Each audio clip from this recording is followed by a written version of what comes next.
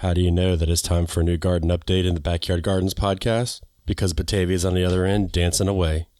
Spirits are high, things are growing, and we're here to tell you all about it. Right here on the Backyard Gardens podcast, our May garden update.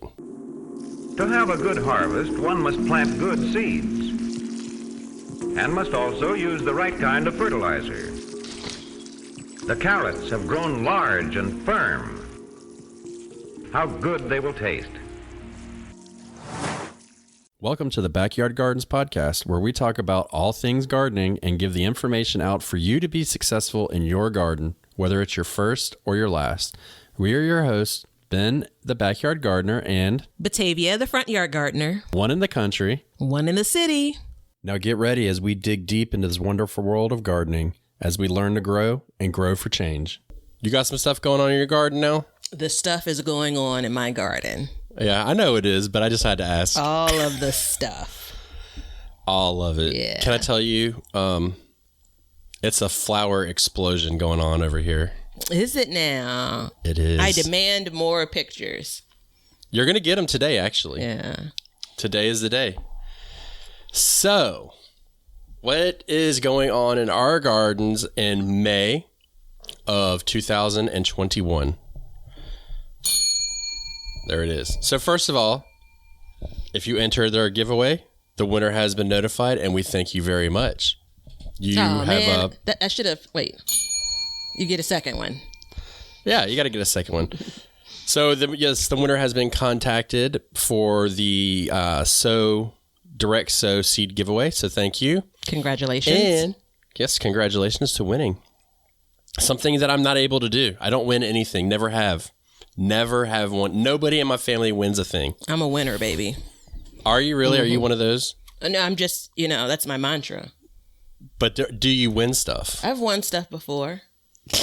I've won, remember squares you used to buy, for the Super Bowl and stuff, at your work? Yeah. I've won that once. I won an Instagram giveaway from another gardener over the last couple of years. Not me. I think that's all that I've won in my history of game shows and prizes. Well, you're better than me. Mm-hmm. Yep, literally never won anything. And also, we have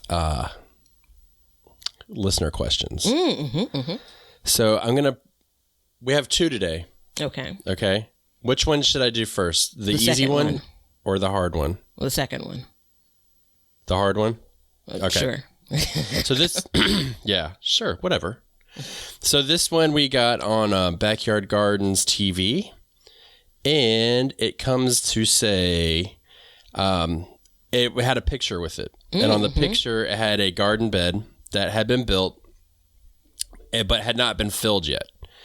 And it had rained. Mm-hmm. And the rain it was wet. There's about 2 inches of water sitting into where the garden was built. And so it says, any experience with beds that stay wet? I have a lot of ideas on how to deal with it, but I'd love to hear from someone that's had to work with it.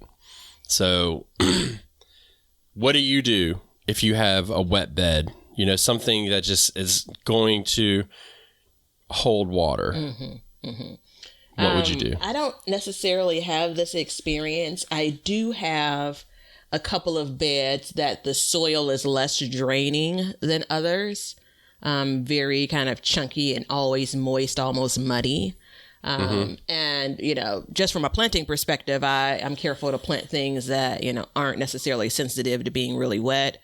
You can mix in things like sand. You can mix in things like peat moss. There's some things you can mix in to amend your soil.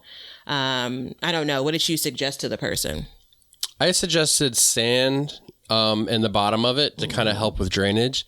And also for the first year, if you do lasagna gardening, putting sticks and stuff in the bottom, because that will create gaps so nothing will sit in the soil. So that's also something to do.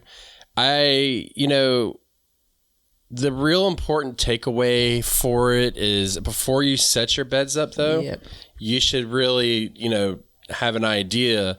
But also remember this, if you're building a raised bed, you're adding soil on top of it. So there's more for to catch and hold. So it may not be as much of an issue as you think. Yeah. I think it's there's a part of me that just didn't want to be the one that says, well, it's not filled, so move it, because it's just always isn't that easy. But there could be muddiness kind of in the walking area around it is what the person may begin to experience. And you can manage that through putting different mulch on around the bed, right, to absorb some of that, Yeah, my dream would be rocks, as we've talked, like the pebbles, but that's not a dream that's going to come true. So, well, and that is an option too. Is you can get those, you can go to Lowe's and get a bag of rocks cheap. You know what I mean, and pour like the little pebbles in and stuff. But when it comes down to it, like, I don't think it's going to make that much of a difference. And I think really the important part is to dig down once you get that bed built, add that sand and add that drainage into it, and then fill it as you need. And just keep an eye on it. It was a wood bed, right? Yeah. They had made a wood frame. Because this is a continuation from the question about using pressure-treated cedar or regular pine boards. Yeah, and I think that's, they may, again, I haven't seen the picture, so I don't know. And even the picture may not show like how wet it really is. There was like a couple little little puddles in it. Let me see. Well, I just bring up like you may experience. Is the puddles are inside? Yeah, in the middle. Okay. I mean, are we just looking at something that's just, there's dirt and there's been a bunch of rain? Or is that like a really soft, like is the grass around it wet would be my question. The only point look like I wanted to bring up was if it really is a soaking, like an area that's soaked, you could experience rot earlier in that wood, as it's sitting in it. But I don't know if that's what we're looking at there. No, I think you're looking at a combination of things. But in general, if you have a bed that's too wet, you add drainage. You can move the bed if needed, if that's a possibility. It might not even be a possibility, but... Can I see that picture again? You all can't see it, but that's okay. I'm your eyes and ears. That's sexy. What is that, like 2 feet wide? Yeah. 6-8 feet long? Yeah, I mean, I don't know. I don't have my micrometer eyes on, so it's kind of hard to tell. I love a good raised bed. All right, go on. So yeah, add drainage. Yeah, or move it if you have to. The second, thank you for your question. Great job on being conscious of that, right? Yeah, I mean, catching it right then and there, that's important too, because it shows that, in a perfect world, you would build something like that, then you would let it rain, you would watch it, and then you could tell each step, like, okay, this needs to change that. So, yeah, I agree with you. But the next question, and this is an easy one, was a suggestion that we should have a show based on listener questions to be more interactive. And this is basically what we do. So if you have a question, you can leave it on Backyard Gardens TV, Instagram. You can leave it on our YouTube channel, Backyard Gardens, and you leave it on the Backyard Gardener if you'd like. And are you cool with them leaving it on yours? Yeah, come on over to Be Better Garden. Make sure that you take a strained picture and send it off. Something that's, kind of foggy, like make us work for the answer. Yeah, make us work. So yeah, if you want, you can leave those. And if we did get a super heavy influx, we could do a listener show, but I think this is more useful. I hope so. In my mind. So, I mean, we're at 8 minutes in and we've already answered. Well, I don't know if we really answered that question, but we've answered the world's problems in 2 questions. Yeah, we're good. The show doesn't even need to go on. I mean, really. Come on, I'm excited. May garden update. You know how often I have actually garden things planted in May? Yeah, and that's something that we're going to get into because I'm super proud of you. So you definitely get an A today. Thank you. Today, Batavia gets her A in her report card. Spoiler alert. Well, we'll see if it's an A. The build up here, yeah. As long as we don't relive the the zone debacle were good. So yeah, someone was just a real quick note. Someone commented recently and heard one of the earlier on Instagram, one of the earlier episodes. And if you're listening, you're going to know who you are in just a second. And this is going to be a spoiler, but it's in good interest. Commented around being like in zone 6A and like having someone that it's nice to have someone that's like in a similar zone as this person. And I paused because at some point she's going to come across the Garden Zone episode. And I wanted to forewarn her, like, I was an asshole in that episode. I got my zone wrong, right? Like, listen to me in anyway. So there, if you're listening to this episode and you haven't gotten to that one yet, or the apology episode, the world tour that I went on in apology. That was a quick world tour, but we'll take it. Yeah. It was in and out, man. Yeah. As a listener, I'll take it. So look, let's do this. Let's go to our break. And then when we come back, we're going to give our brand new May garden update. A lot of y'all asked, how can you help support the Backyard Gardens podcast? Well, we have been busy and we have created a t-shirt line just for the gardener. To visit our shop, go to the link in the show notes and check out the t-shirts and other goodies we have. Now, these are super special t-shirts designed just for the gardener. So enjoy. Thank you for supporting the Backyard Gardens podcast, and we'll see you guys after the harvest. So did April showers bring you Mayflowers? Not exactly. I still am struggling on getting the timing right for my flowers when it comes to starting the flowers indoors. And I was very tempted this morning before we recorded to actually make a run at some of the stores. But I said, I could be there a day. So I'll put this off and do it later in the week. Right. So I'm already committing to buying flowers because they make me happy. And yeah.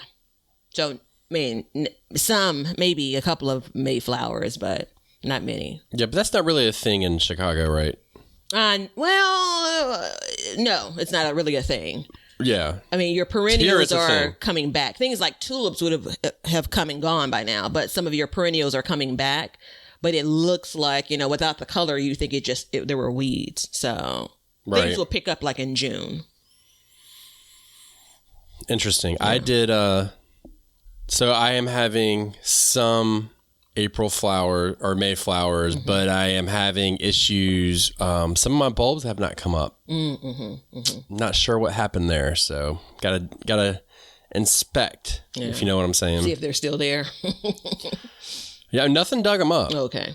So they're still there, but I don't know. I'm new to the bulb game. I'm fairly new to the varieties of bulbs. Sure. But I know that they come up at different times, so I'm being patient.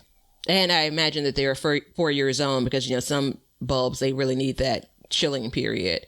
And I mean, I still challenge whether it really gets cold there. It gets cold. Okay. I'm going to skip over what could be an argument there. Yeah. Let's save that for about 10 minutes into the show, into this segment. So, I mean, I want to know, what are you doing in your garden right now? Because you typically plant your garden June 1st, right? The earliest I've planted is like Memorial Day weekend. So like the very last week of May.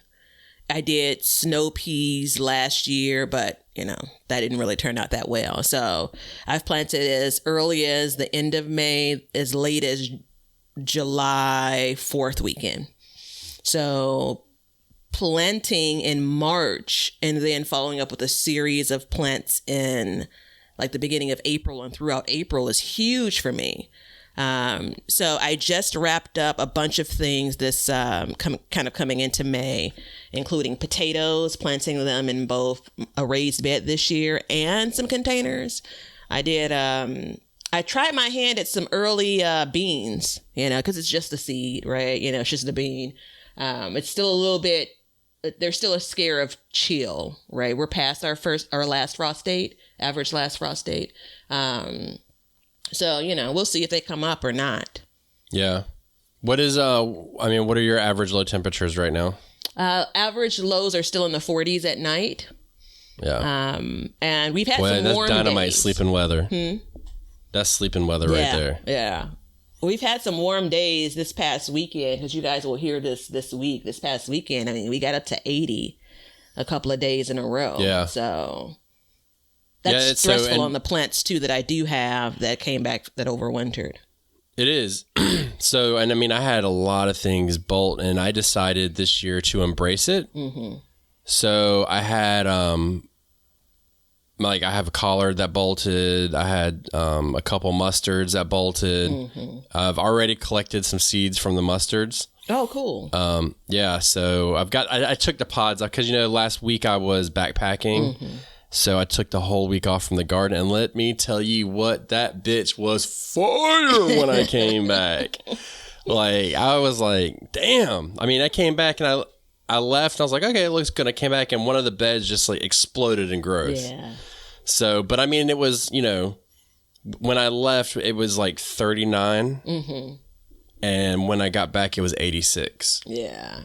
So, guess what? I didn't get any broccoli this year. Oh, no. It all bolted. So, before it even started to form. It started to form and then it just went up. Is that it? Florets? Yeah, florets. Okay. Yeah. Or no, it's a head of broccoli. Oh, yeah, that too. So, yeah, they didn't really, and every spring I do this, mm-hmm.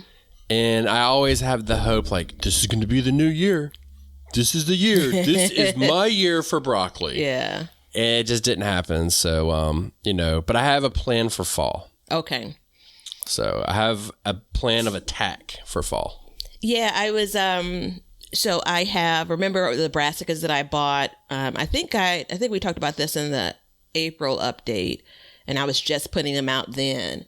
And so I ended up buying, cauliflower, broccoli, collards, what else is the cabbage. So I basically bought a 6-pack of all of those. And I've been doing succession planting. Basically a couple of so the collards all went out at once, right? That's just the way I roll. But things like the cabbage, I'm not going to need 6 heads of cabbage around the same time. So I tried to space them out a couple of weeks at a time. And I am proud to say, and please track along with me, I have a brassica surprise. There is one brassica that I started indoors that made it. And I can't exactly tell what it is. I think it's a collard plant. So I planted it in the bed with the rest of the collards, but I'm tracking it to see what it's going to be.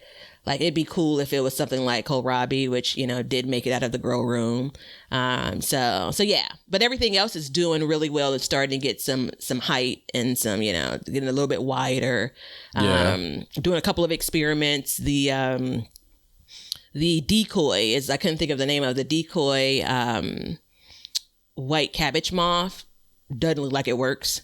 I've seen them come in pairs. I've literally seen them around some of my plants that are the gone to flower, the vivid pak choi. I've seen them 2 at a time come in and fly around. So I'm like, well, there's that. But there is hope for the nasturtiums. Yeah, you know what? I have never had good luck growing nasturtiums. Everybody says they're so easy. I've never had good luck. Never. Starting them indoors has been more successful than at this point with my temperatures, starting direct sowing them. So I've had more come up. They've come up in 5 days or something indoors, but it's been a couple of weeks for some of the ones outside. So it's definitely a temperature thing. That's interesting. I'm going to have to, maybe I'll try that because I just want to grow them, just to grow them, Yeah.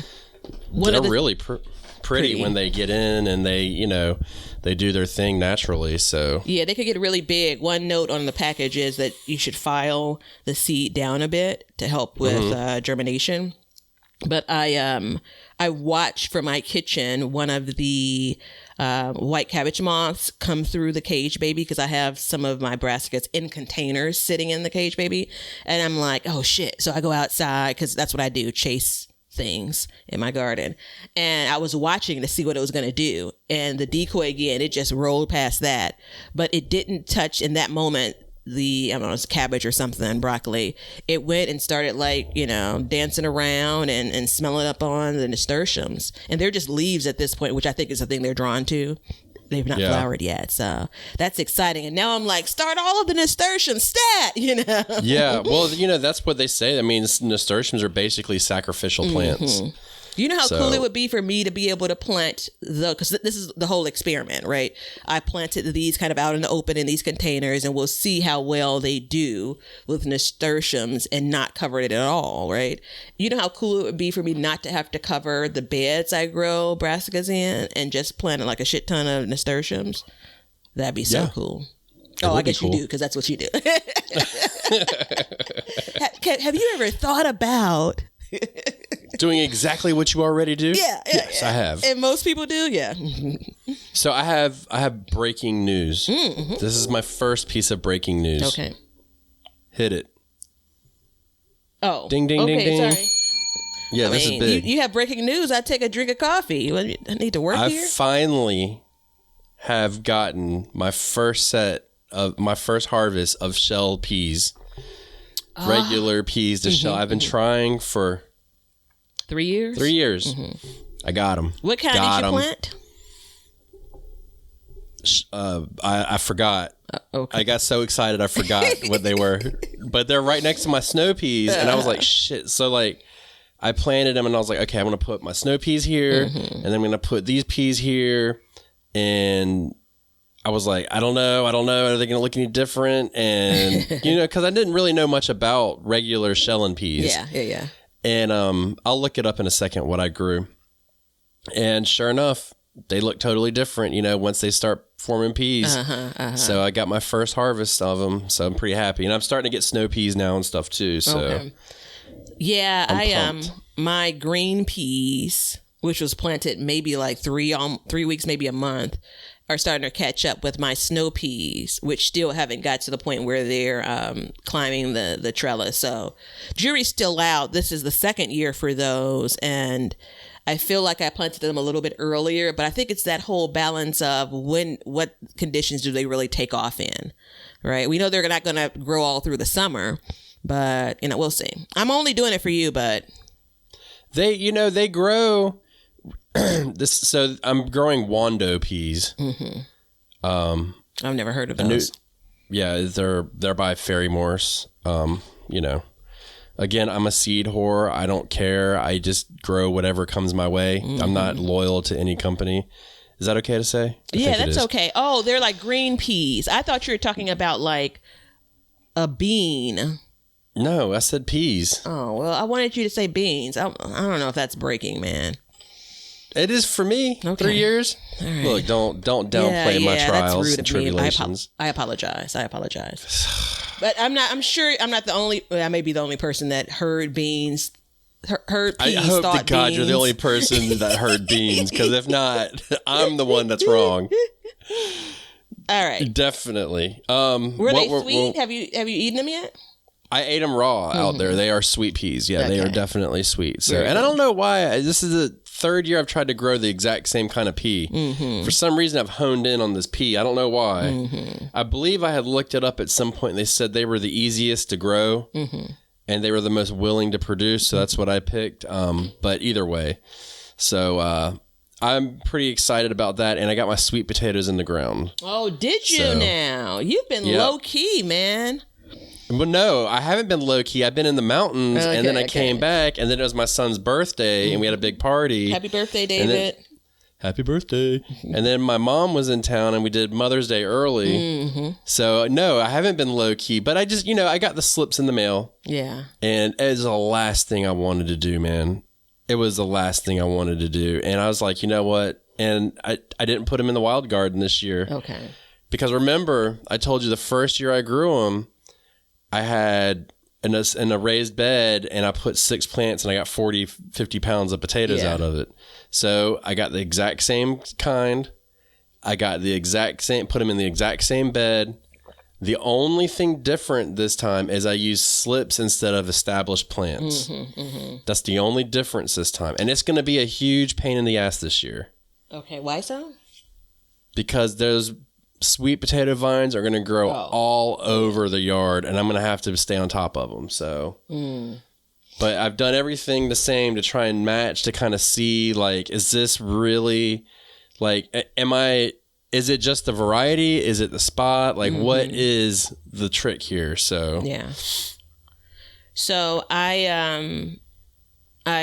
we maybe need to start doing garden updates earlier in the year, like the actual calendar year, because I'm looking back now to keep me honest, and I think I started my sweet potato slips too late.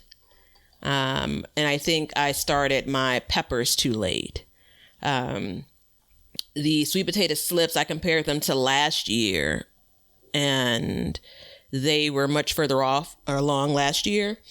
We'll see. Like what I am prepared to do based on the amount of food that I'm growing, I'm prepared to say, like, I may not have eggplants in my garden this year.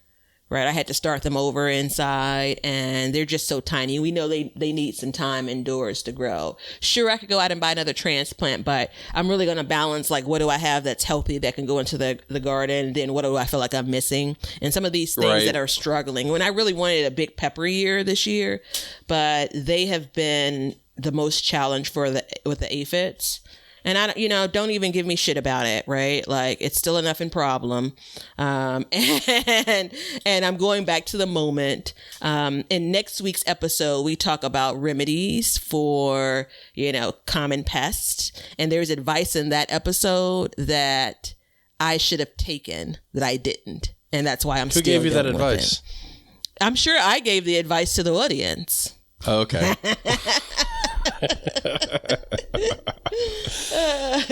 But a lot of them are. I feel like they're stunted. Like, I started them about 2 weeks earlier than I did last year. The growth is really not there. Now, I started probably more peppers than I did tomatoes both years combined. So, I had a lot of peppers to start with, but it's a pain because now I'm trying to treat a lot of peppers. I'm potting up a lot of peppers with the question mark on whether or not they're even going to make it into the garden.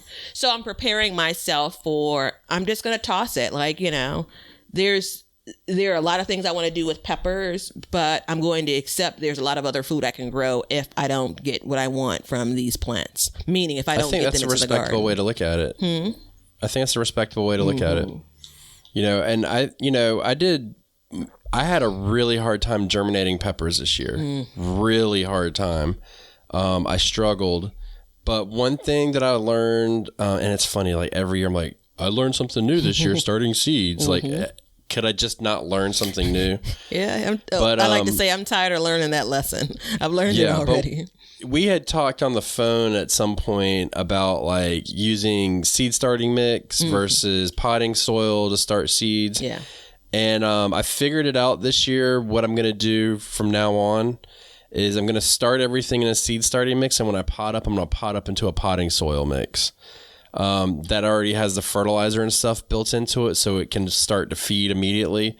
I think that's the best way for me to go about it. And I ended up, once I did that, I had a lot of all my plants kind of, they took off the exact way I wanted to once I put them into that. So, because my whole thing is I have to manage at some point how big they get in the house before I put them out. And there's probably people right now that are kind of dealing with this for like, shit, my plant's too big. Yeah. What do I do? So when I did that, what it does is, it keeps it at a slower growth. I can control more so how fast it grows by how much fertilizer I give it because I use a liquid fish fertilizer. And then once I repot it, then it's off to the races. Yeah. You know what I mean? And then once I get it into the ground, it's already, since it's repotted in that, it already has something to feed on. You know what I mean? So that's kind of where I'm at with that because I had a really hard time with peppers this year. But once I repot them, everything was good. So get ready for asshole moment in 3, 2, 1. I've always done that, what you've described. Like, really? Start with seed starting mix and then pot up and use potting soil. And the asshole moment is that comment, but also by always, I mean last year and this year. Yeah. Well, I've gone back and forth. I've started in potting soil and ended all the way through. I have okay luck with that, but it's kind of a pain in the ass. And then I've done the other way around. Well, no, I've never started in potting soil and went to seed starting mix. But this year I really focused on it and watched and really was like, what's the difference here? And, So. Well, my hope is to transition fully on to potting soil from the very beginning. But what I have for sure done is, because I've been starting seeds every month, different, plants.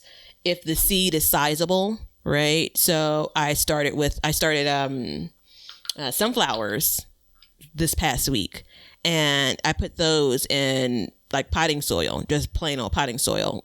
I also made the mistake of using smaller seed sales. I had intended on using a larger seed sale, because some people say you should direct sow sunflowers, like many other flowers and veggies. Some of them just do better. But I've bought transplants before. I've started transplants, or I've started seeds indoors and transplanted them out, yada, yada, yada. But they're supposedly one of those that don't like to have a whole lot of roots disturbed. But something that's as big as a sunflower, is my point, is that it'll do fine getting itself through the soil. Yes. Versus something that is a bit more fine, like thyme or most herb seeds, right? So most of those are so tiny, it could have trouble germinating through something that's a little bit thicker. We've talked about this, like your potting soil may have wood chips in it and other things, other fillers and stuff. It's fine if you screen it out, but I don't want to do that. Yeah, I don't mind doing it in the summer, but I do not want to do that in the wintertime. And I'm not going to do, I do as little as possible. I know I screened my potting soil mix or my seed starting mix at one point, but my phone will not stop going off. Same thing here. I had to pick it up. Is that you? Are you calling me, or am I calling you? No, I don't think I'm calling you. I hope I'm not. I'm looking at you. But it's interesting when well, first of all, it's interesting that it's May and I'm still talking about starting seeds. Yeah. I was actually just looking at some packages, because what I don't want to miss is the window when I really should be starting seeds for the fall. I'm still a little ways off, but I think I was talking about it with the Purple Thumb Gardener. Like, I was at one moment super early, feeling great about it, and then it felt like I blinked. And it's like, well, shit, I'm only a couple of weeks ahead now. You know what I'm saying? So it is what it is. It's all good. It's tough. So I've transitioned 1, 2, 3 of my beds over to summer vegetables at this point. Well, 4. But see, everything's interplanted. So I sent Batavia this picture, and when I'm ready to share it on my Instagram, I will. But it's the one bed that exploded while I was gone, and it's got, in the bed, I've got 3 tomato plants that are regular sized tomato plants. I have 3 husk tomato plants. I have 1, 2, 3, 4, 5 peppers, and then I have 20 turnips, 8 kohlrabis, and about 40 radishes, all in a 4x8 bed. And when I sent Batavia the picture, she was like, "Holy shit! Yeah, what is that?" But that whatever is it is, my, it's everywhere. Yeah, but that's my inner planning. So as I came back, I was like, "Shit! The turnips are overtaking." But they're so close to being done that I can, as I pull them out, then we're going to be left with an empty garden bed that will need to be mulched. Not empty, but it'll have all the spacing for everything else that's gone in. So mission accomplished, basically, is how I'm looking at it. So a couple of things, and congratulations on that bed. It really does. I mean, we're still in April when you shared that. It's towards the end of April. So that's really great production at that time of year. 2, I have not remulched any of my beds. And is there a reason why? Well, if there is a trap to be set, I just set it and you walked right into it. So that's my job. So you guys are going to have to check out on Instagram this picture that will put the great roly-poly debate to bed, no pun intended. So I was doing a garden walk and I noticed something like a tattered cabbage leaf. And as I looked, guess what? This was the picture is taken at 7:45 in the morning. It was the weekend, so I slept in a little bit. And you probably won't be able to see this, but oh yeah, you are. You see what that is? Roly-poly attack. They are going to town, eating. So last year, and for those that have followed along and kept track of our fights and or debates, this is one. Remember you said, I'm not so sure the roly-polies are eating away at insert whatever vegetable I said they were eating at. And you continue to test me on this. And now I have proof that they are eaters. So there you have it. So wait, so I'm not going to argue with you at all. You're not going to argue with a picture that shows the roly-polies eating the leaf? Well, there's an argument there. Was the leaf attached to the plant? It was. Okay, then there you go. So yeah, a lot of and this has been a big thing too, where it's like keep your garden tidy, keep your garden tidy. And if you cut, because I'm famous, like, I'll just cut leaf and drop it because, it'll decompose and it'll be part of it. But that gives your roly-polies and your things like that to eat something to eat and latch onto. So that is an extreme situation, but that's good. Can we put that on the stories for Backyard Garden absolutely. TV? And if you know me, I have video of it as well. So these aren't like, it's not some photoshopped, I've not plucked in roly-polies, like it's action. And then also, I am go ahead. Are you anti-wood chip mulch with me now? Are you with me? No.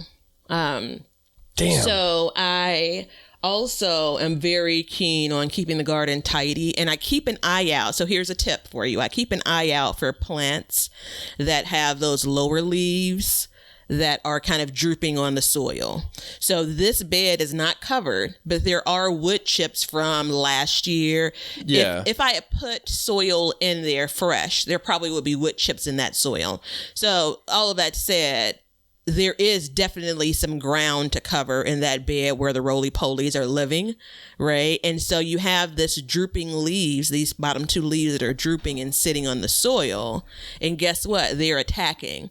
It's not going to damage for me that plant. I cut that leaf off and they scattered, boy. But I cut that leaf off, threw it away, and then the rest of the plant, it's way above the ground. The stem is tall enough. But when you're planting smaller brassicas or when you're direct sowing things that are leafy, this happened last year with my cucumbers as well. You just have to keep an eye out for that kind of thing, like how much is coming in contact with the soil, or in the case of you using wood chip mulch. Everybody didn't have roly-poly problems like me. But you know what, man? I had roly-polies all last year too. I just wasn't convinced they were causing me any issues. Yeah. But yeah, if you do have a leaf that's touching the ground, you need to get rid of it, because it invites disease and cuts down airflow. And I mean, it's basically like if I was a little itty bitty bug and there was this giant green leaf touching, I'd be like, yeah, boy, yeah. Right up. That's a highway going up to the plant. Yeah, so, man. Yeah. So third thing, I remember I still want to use leaves as mulch as well. So leaves. Yeah, I did. Not leaves. I did speak that as LEAFS, and it's not that. Yeah, I said it twice too, trying to correct myself. And I was hoping that you're going to be the ass that said, "Well, no." Well, all the leaves in my tree, they're all greens right now. Moving along, leaves. I finally got a. I wanted to figure out if I was going to settle in a little bit more there and try to be an asshole to your asshole to my incorrect, Anyway, and I'm going to move on. So, my uncle in March, I said, hey, can you come by and take a look at my lawnmower? So the last couple of years, like what ends up happening, I don't burn all of the gas out of it. And something happens with the carburetor or some part or something. And he makes some adjustment, does something, and then the lawnmower works. Because I want to use the lawnmower, not for grass, which I don't have, but to shred the leaves, right? And he said, all right, yeah, sure, I'll come by. So I said, anytime in April is fine. And so April 1st, he calls and says, I'll be there tomorrow. Fast forward to April 29th, and I say, you still have one day left in April if you want to meet this commitment. So he comes by on April 30th, And he calls on his way and says, I have to take the lawnmower with me. I'm running behind schedule. I'm like, well, shit, I'm not going to get this back for the rest of the summer then. Yeah, he's done. Luckily, though, he says, you know what? You can take mine. I'll take yours, right? He knows what to do to fix it, whatever. And so he pulls it out and he's showing me how to start the lawnmower. I'm like, who in the hell do you think I am? Like it's the same lawnmower. Like I know how, I know, push the clamp, pull the, I got this. You're right. But he gave me a lawnmower without gas. So when we Nice. first started, I paused because I felt like I still smelled gas because I had to go to the gas station, get some gas and yada, yada, yada. But I'm going to shred some leaves this weekend, I think. Yeah, I don't have, well, I could get leaves, but I'm not going to get those. I'm going to just get a bale of straw and shred to put in once I clear out all those turnips and stuff. Because I went through and, is it my day for the recipe? No, it's mine. I'm ready. Okay, so I figured out my radish thing, how to eat radishes now. So I went out and I planted maybe 100 more radishes. Just everywhere there's an empty space, I went and put the radish seed because I was like, hey, it's pretty good. I'll take it. You know what I mean? Quick crop, turnaround, whatever. So you're terrible. There's no way now that I can give a recipe when you've basically said you have something that led you to planting 100 radishes. Right. Oh no! What led me to plant the 100 radishes is that it takes 21 days to get a radish. That's what led me. Really, it wasn't that the. Yeah. Okay. You're right. You're right. I Yeah. have a whole video on my YouTube where I'm like, and it's supposed to come in 21 days. And someone in the comments, which people are mostly nice to me, at least in the comments, and they're like, but really does it? And I'm like, the package says, I'm still waiting on those radishes from 2 years ago. Yeah. I mean, that's the thing is, are they 21 days? No, they're not 21 days, but they are faster than a lot of other things. So, I can get a fast turnaround. That's what led me to plan. The recipe wasn't like, oh, thank God I found you. You're just the most delicious thing. It wasn't that at all. So, it was very simple. But anyways, so, because that's been our whole thing is like, my wife, we were talking about, I was like, well, can you eat radishes like this? And she's like, yeah. She's like, I just, how many different ways can you eat them in a salad? You know what I mean? They don't taste like anything. It's almost like your water chestnuts. Yeah. Oh, those are one of my least favorite. Yeah. I was just doing the math. Is it? I'm about 15 days into when I planted radishes. And they like it cooler, right? And so they haven't even formed a root yet. They have basically not even gotten their true leaves. So in 7 days, magic clearly is going to happen. Just saying. I'm going to say that the 21 days comes from at least the time of sprouting on. I'll give them that. I'll give every single one of these packages that say, blooms in 35 days. 35 days from the 6 weeks it takes for it to come up. Yes. I call such bullshit. It makes me so mad. Yeah. I have spinach that is about 20. I don't even want to talk about fucking spinach. That's the worst one. 25 days old now, and they just are getting their true leaves. And this is like baby leaves in 35 days. I'm like, one leaf on the plant, sure. Yeah, it's I think it's a marketing thing. It has to be. And I mean, I am sensitive to the fact that it's like, yes, it's temperature driven, sunlight driven, water driven, nutrient driven, all that. Like, but I would like to know, what are the standards in which they started it? You know what I mean? When they tested it and they were like, let's get the timing. Like, I mean, was it sitting in a vat of fertilizer with 8 hours of sun at a 70-degree day? You know what I mean? Like, I don't understand how it works. So yeah, I mean, I generally make the same assumption that we're talking about from the point of germination and true leaves to insert. If I'm direct sowing, and then it's generally the amount of time that, you transplant that plant into the garden if you have something that's, you've purchased or you're starting indoors. But anywho, I mean, the reason why it frustrates me so, though, is especially with this first official spring garden, there's a lot of planning around timing for me. And I've also kind of I'm being kind to myself, if that resonates. Like, I am okay with this garden bed I had other plans for, still producing food and me like changing gears. A lot of what I was trying to plan for in the winter coming into the spring was trying to figure out timing for what I could start and be done and then still use that bed for a summer planting.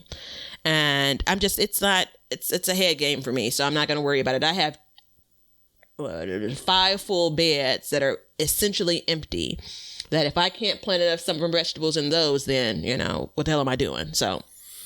Yeah, I always say this, especially if you're starting out, but I don't take my spring garden all that serious. Mm-hmm. You know what I mean? I'm like, yeah, okay, it's not going to make it, whatever. You know what I mean? Like, I got better plans for it. There's bigger and better things coming. Yeah. That's kind of how I look at the whole spring garden thing. And I feel like it's a healthy mindset for me to have, because I know that, like, hey, this, the turnips aren't growing, so whatever, I'll just put the tomatoes in and we'll be fine. Yeah, I'm taking my spring garden absolutely seriously. But I know what you mean. It's a warm up of sorts, right? It is. Yeah. It is. I mean, let's face it. The big show is your tomatoes and your cucumbers and all that stuff. I mean, like, how long have you been watching me post pictures of turnips? Mm-hmm. You know what I mean? Like, it's like, damn, has he got a damn turnip factory going on over there?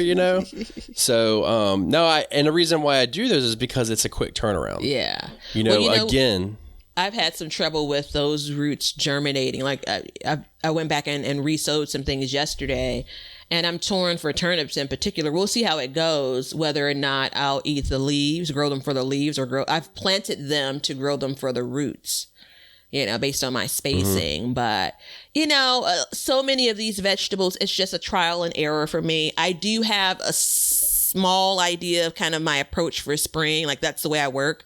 I'm not putting it in a notebook. I'm not even putting it in my phone. It's just a thought at this point. There's some vegetables that I believe will be a bigger bang for my time in the spring. So I think I'll be making some adjustments to what I'm actually planting out, because for me, what's happening right now, my garden is looking a lot more like my summer garden. Like, some of the things I'm growing, you and I have talked about this a million times. I grow collards throughout the summer.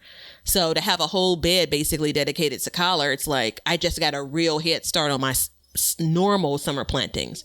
Collards really aren't summer veggies, but this is where I'm at. So I mean, it's I'd like to be at the point where I'm close to harvesting vegetables, and that's just not my story, because we just got the week of our average last frost, temperatures that dipped into the low 30s, so it's temperamental when it comes to the weather. Yeah, it is. And I mean, can you believe that I just planted collards in my garden? I literally just put some seedlings I had out. I don't understand that. Just so I could get more seeds. Oh, okay, gotcha. Like, I planted them just so they would bolt. You know what I mean? Like, my full intention, I stuck them in a corner and I said, you know what? You're going to bolt, sir. And we'll see what happens. But yeah, I mean, it's just, I don't know. It's just, take it easy. You know what I mean? Yeah. Like, it's not the star of the show. Now, in the fall, I take my fall garden way more serious than my spring garden, because at that point, I'm ramped up. I'm ready to go. I see the end of the season coming, and I get a little bit sad, and I want to extend it. So yeah, I don't know that we'll see. We'll see how it goes when it comes to, let's just skip over 2 seasons. It's a fall for me, because end of summer and winter are so close together. It feels like for me. Yeah. So yeah. All right. Let's get to happier times. Tell me something that you are growing new that's planted in your garden. Do you want to know vegetable or flower? Both. Okay. I'll start with flower. I'm just going to run down the list of everything new. No, that's it. A thing. I can't. I don't know a thing yet in there. Okay. Let's just put it this way. I'm excited about a couple of the different perennials I put in. We'll have to revisit that one next month as things kind of progress and start to bloom. In my garden itself, I would have to say, honestly, right now, it's those what did I say? Wanda peas, Wando peas. I think that's my new. Is it my new? I'm trying to think. Yeah, that's my new my new vegetable for spring. I mean, I have the subterranean termites. They have basically killed off all of my cauliflower. So, which, you know, yeah, but you know what? I'm not a big fan of cauliflower anyways. I only like it one way. And then the other thing too is like my broccoli, it all bolted, you know, which is no surprise there. But so there's other things going. But as far as my spring garden goes, and I have like, I'm doing different varieties of other types of vegetables that I've grown this year, which, as you know, and if you've been a long time listener of the show, is a big deal for me because typically I just say, I like this, I grow this. And I don't really venture out of that too much. And this year I've kind of, you know, doing different things. And, you know, part of that is, a big part of it is just so I can teach my son, like, hey, there's different, like, this is a green bean, but it's a purple green bean with brown lines on it, but it still is the same vegetable that you eat. Like, just because it looks different doesn't mean it is different. Yeah. You know what I mean? And I think that's an important lesson for him to learn. So, and I'm referring to that green bean as the dragon tongue bush bean. That's what we're growing. Isn't that purple? It's purple and it has like, it's like mottled brown in it too, I think, tan, whatever. So, it'll be interesting. And you know, when it cooks, it'll turn green. Yeah. Guarantee it. You know, but either way, I'm excited because, it's just something different to look at, you know? I mean, yeah, I had a yawn. Are we going to take a nap? Or are we going to? I was about to take a nap. You're going to pause for the next break, which is going to be a nap. Man, look, it was It was a tiring weekend. Look, you try and keep up with 10 7-year-olds, 6-year-olds running around your house. It's exhausting. Yeah. What about you? Well, I was just pausing to see, like, you know, perhaps this needs to be a whole episode, but I'm just going to say one thing that I'm growing new because I'm growing a bunch of new things, and that is corn. I committed to it. I started it pretty early, right?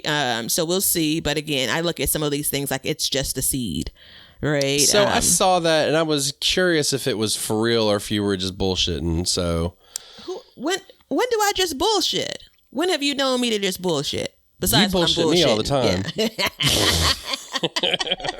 See, this is the thing. Everybody that listens to this show thinks that I'm bad, but they don't know that behind the scenes, you're just as bad, if not worse than me. What did you call me yesterday? You're like, what did you say? Like, do you know who this is? Like, yeah, dude, I know who this is. Like, what did I say? Or what was my tone where you're like, hello. You made it sound like you're like, I don't know who this is and I don't want to answer, but I did answer. You know, it's like all the like salespeople that call, you know, all the robocalls. Hello. Yeah. Damn. Almost never I need answer. more excitement. Yeah, I almost never answer the phone. Like you weren't on speaker. Like 99% of the time we were on speaker, and I was outside, so I just had you on, you know, the regular phone. So I think that played into it as well. But anyway, no, I'm not bullshitting. I'm planting sweet corn. I've planted it in a raised bed in between some rows of potatoes, per the internet and some trusted sources. They get along okay. I planted them, so to speak, in blocks, and I actually plan on planting some in containers. Because why the hell not? We'll see how they do. Yeah, I'm not. I you know, my wife asked for corn, and I don't think I can oblige. I don't know. I don't know. I literally have days to figure it out. Yeah. But you know, I'm not married to the idea of it because I can get an ear of corn for 10 cents. You know what I mean? That's like. I just don't. Right. Like, and I don't necessarily believe that corn is going to be so much better than whatever. I mean, there's some pretty crappy corn when you buy them in the store. So there is that. Oh, yeah. I really enjoy corn. I know there's, you know, a lot of people try to cut it out of their diet. I am intrigued by the fact of growing it. I mean, I have a whole list of things that I am just intrigued about, and I'm growing it. And other than the space, which is a commodity, there's not a lot of commitment, if you will, when it comes to growing this. It's like I drop the seeds. We'll see if they germinate. If they don't, I'll drop some more in another couple of weeks when it warms up a bit. And we'll see how it goes. I mean, the biggest pause I had with corn in particular was the idea of what's going to eat it in my garden, right? And so I have some ideas around that. It's only a matter of time before the squirrels climb up the stalks. And then obviously it's recommended that you plant it in blocks. So it's not like I'm going to plant one, stalk of corn, right? So that again, it's a space commitment. But I've actually gone pretty big in my backyard garden, hashtag it, when it comes to like kind of giving over the bed to things. What are we supposed to hashtag there? Hashtag backyard I've garden. gone pretty big in the hashtag. I've gone pretty big in the backyard garden. No, the hashtag is backyard garden. Of course.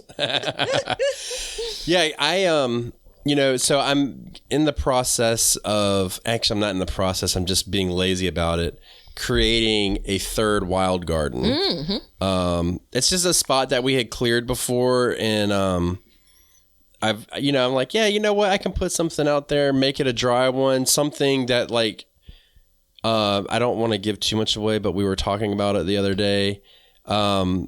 Something that like, it doesn't get watered by me a lot. Mm-hmm. I want to see how stuff like that grows, if it's possible. I'm not saying I won't water it, but I will not have a dedicated watering source there.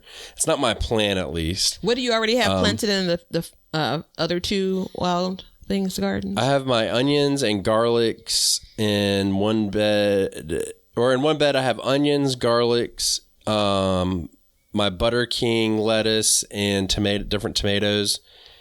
And then in the other bed, I have all of my spring vegetables, which is time to switch. I need to actually, probably after this, go sow my okra and butternut squash and stuff like that. So, things are either bolting here or they're ready to harvest. Yeah. And like my cabbages, they're all just about to bolt. They're not going to, which is just, it's one of those things here. It's like, it's really hard because we go from like really cold and then it just ramps up and gets warm super fast. Are those cabbages that you planted earlier this year, or are they from last year?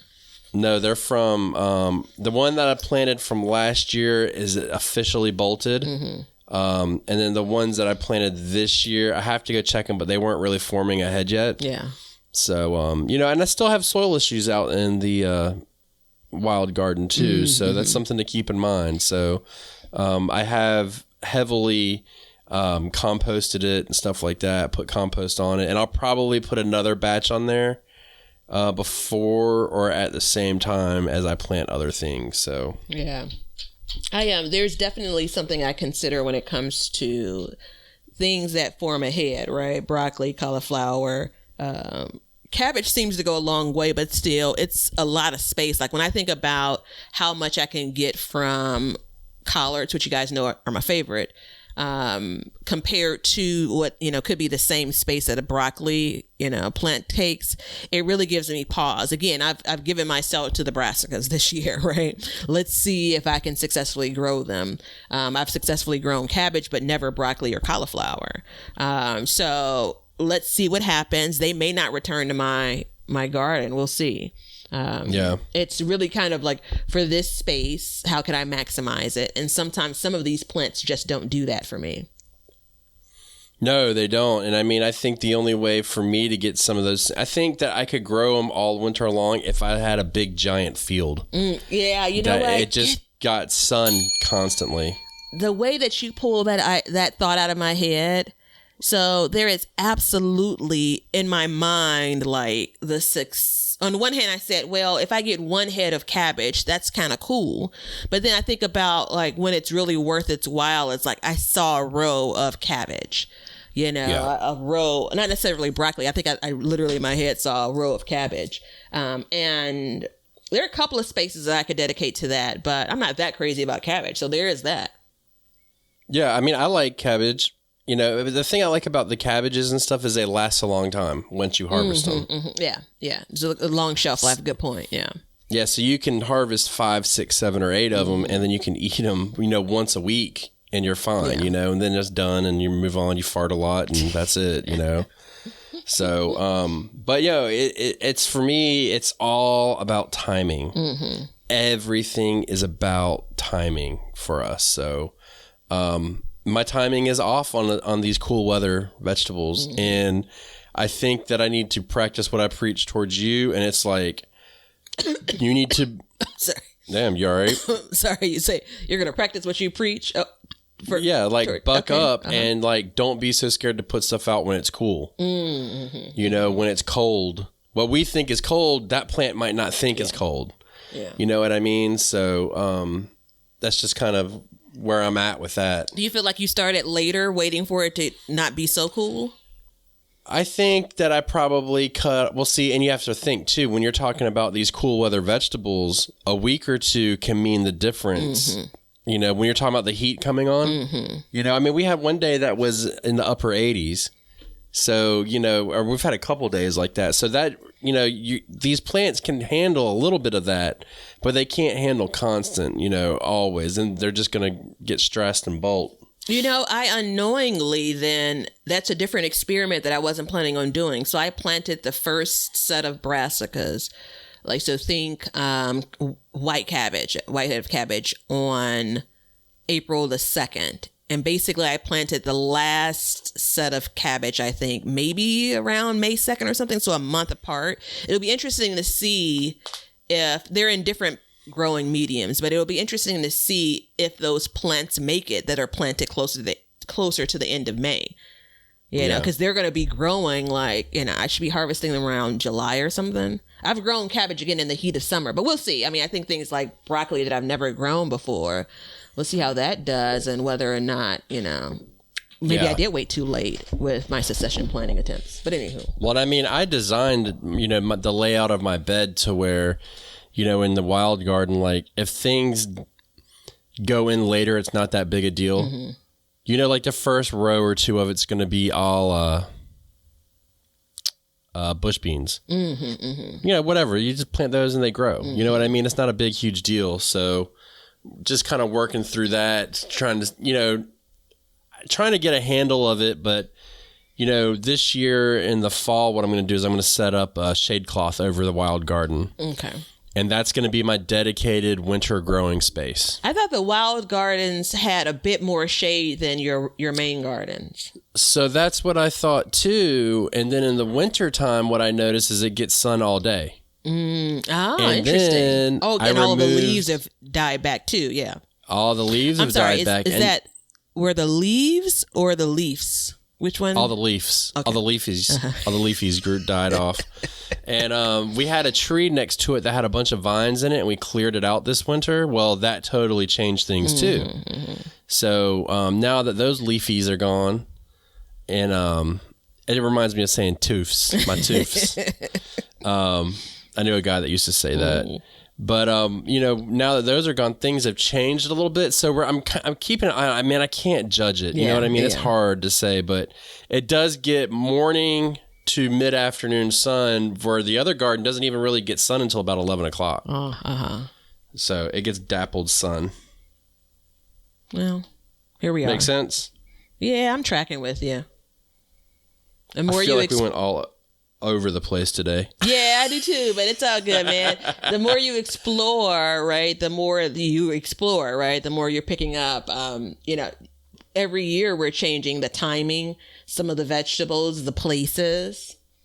We have this thing at work where if we're launching something, a project or something, we try to minimize the number of things that we're changing at once, because if something goes to shit, you want to be able to track back. It could be A or B versus A through Z, so.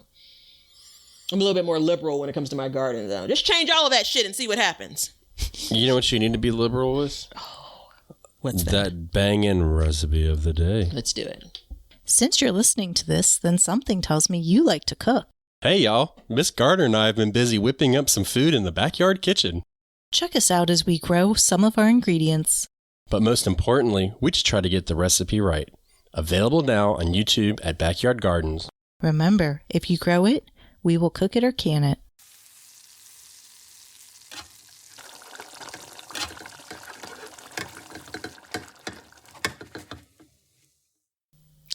Okie dokie.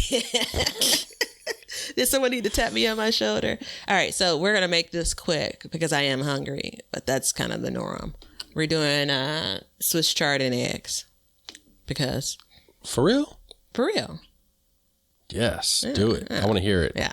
All right. So, Swiss chard, any kind of Swiss chard, rainbow, or rainbow. My favorite is the giant forward hook. But either way, you're going to get like, I don't know, 10 or 12 leaves. You can go more if you want. And this could really work for some other greens, but we're going to focus on Swiss chard.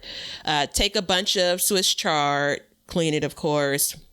Cut the rib out of it, but don't throw it away. You can cut that up pretty fine, right, into diced, if you will, and you can actually incorporate that into the recipe. So I'm going to start with onions and the ribs of the chard. I'm going to slice my onions versus dice it. That's just my preference, kind of at the end of this, how I want the food to look and, be presented. So I'm going to slice the onions. Like a medium onion is fine.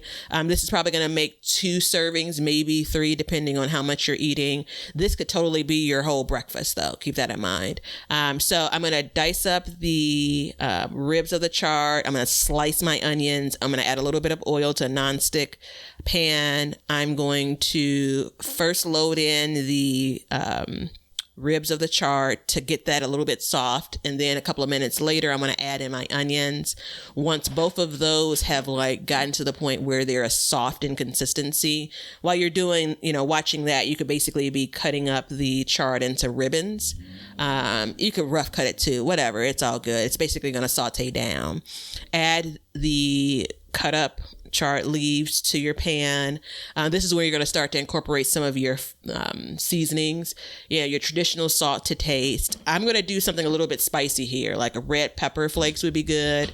If I didn't say it already, which I know I didn't, this is a great time for some garlic, whether it's garlic powder, or actually fresh garlic, right? So you can chop up your fresh garlic, 2 or 3 cloves or more if you're Ben. Load that in. So I'm doing salt, pepper, maybe some onion powder, some crushed peppers, just to have a little bit of spice into it. Once everything gets incorporated and it's kind of soft, this is when I'm going to crack a couple of eggs. And I'm not going to scramble them, because that's the way you can eat this meal. I'm actually going to kind of separate my leaves, my chard leaves and, versus leaves. And I'm going to break open 2 or 3 or 4, however many people you're feeding, eggs, and just basically plop them into the pot and let them cook like that. So this is the timing, 2, 3, 4, 5 minutes, depending on how done you want your eggs. And once they're cooked to your liking, scoop it up, put it in a plate. I'm going to have some bread with mine. So some type of, not even fancy bread, just some toast, some butter. And I'm going to enjoy fancy bread. They're a bunch of fancy. I mean, you could actually put this onto a piece of bread to make it a sandwich too. Well, that sounds like a solid recipe, first of all. So, and I don't think it's breakfast food. Yeah, it could be lunch. It could be. I'm having it for dinner tonight. Okay, I've decided. That's my dinner for tonight. Thank you, Batavia. You're welcome. So now when David gets home, he's like, "What's for dinner? What's for dinner?" I can tell him. You can thank Miss Batavia, and then he begins to question whether or not he loves me as much as he pretends to. Yeah, Miss Batavia gave us this, so we'll see. Yeah, and anytime we get eggs, because my chickens just finally started laying eggs. Oh, good. Yep. Hey, my chicken that got all mauled is doing better. Oh, yeah. Bounced back? Yeah, the one that the raccoon chewed on its head. It's bounced back. It's out with the others. And then last night, another one dropped dead. Oh, good night. Yeah. It was egg bound. What does that mean? It had an egg in it that couldn't come out. Oh, my goodness. See, I can't. I don't think I have the heart for it. I've never had pets or anything growing up, though. That didn't bother me as much as the one that got chewed up. Mm-hmm. You know what I mean? Mm-hmm. That's just like traumatic. Yeah. So, but that's part of it. So, anyways, I think that's a solid recipe and I'm going to use it. All right. Let me know how you enjoy it and let me know what tweaks you make to it. I probably won't make any tweaks. It sounded about perfect. I think you'll add the garlic in probably when you're adding the onions and, probably earlier on. Yeah. I might use 5 cloves of garlic, but that's how I am. I don't like vampires. You know, it'd be really good. like roasting some garlic and just adding it to the dish. Meaning, like, you've put some in aluminum foil and roasted it in the oven, right? Yeah. Of course I have. I use that instead of butter. Oh, yeah. Yeah, use that and spread that on. If that's a dinner meal, that would be like what would separate it from dinner. Good point. Yep. I have a recipe that I call dinner eggs. Yeah, so. Oh, man. Gotta hear it.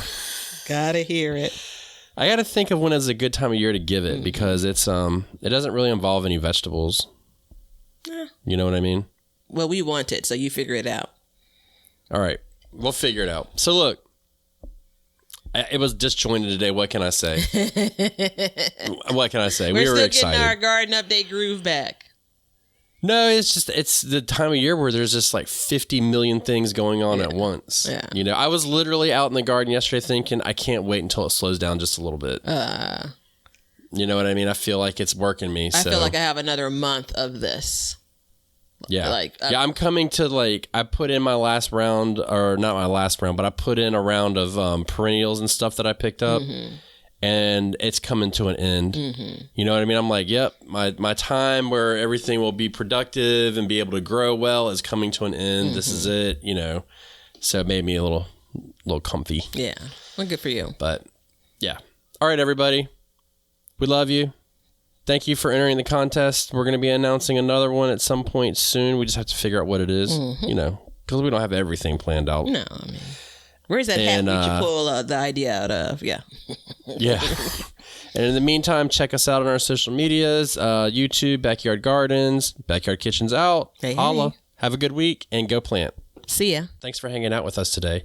If you want to see what we're up to or just stay up to date on all the announcements regarding the show or anything gardening, then you can follow us on Instagram at Backyard Gardens TV. We love seeing what you guys are doing, so use hashtag BYG Podcast in your posts, and we'll be sharing your gardens with the Backyard Gardens community. And check us out on YouTube at Backyard Gardens, where we will post this show, all of our other shows, clips, and then also some gardening tips and just gardening entertainment. And you can see us at our website at backyardgardenstv.com.